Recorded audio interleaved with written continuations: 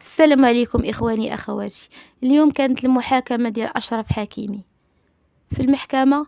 دار القاضي مواجهة بين أشرف حكيمي والفتاة الفرنسية. قالت الفتاة الفرنسية بأن أشرف حكيمي تعرض لها وأنه حاول الاغتصاب ديالها مستعملا أصابع اليد. أشرف حكيمي نكر جميع التهم الملفقة ليه وقال بأن هاد الفتاة الفرنسية هدرت معايا في الانستغرام ولكن ما جاتش عندي للدار وما قربت ليها ما قصتها، وانه كاين عنده كاميرات كتثبت صحة الكلام ديالو، كاميرات ديال المنزل اللي كتقول بان هاد الفتاة الفرنسية ما دخلاتش الدار من اصلا. اشرف حكيمي قال القاضي انني مغربي حر، وان هاد الاتهامات اللي تلفقت ليا كوني كنرفع الراية المغربية في جميع المنتديات الكروية، في جميع التكريمات الكروية والتتويجات كنهز الراية المغربية وكنفتخر بأني مغربي حر.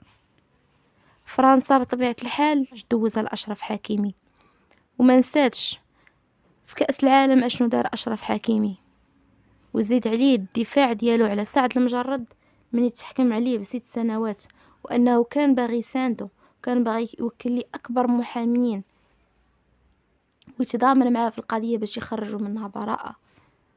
وقال أشرف حكيمي بأن فرنسا كتلفق تهم المشاهير ولفقتها لسعد المجرد ولفقتها لنيمار، والآن جا الدور ديالو باش يخلص التحدي ديالو اللي تحدى ماكرون واللي تحدى فرنسا، واللي قال بأن فرنسا رشات الحكام، واللي قال بأن ظلمونا وحقرونا في الماتش ديالنا ضد فرنسا، واللي خرج وقال بأن سعد المجرد لصقوا ليه القضية ولصقوا ليه التهمة باش يصيفطوه للحبس بأنه بريء.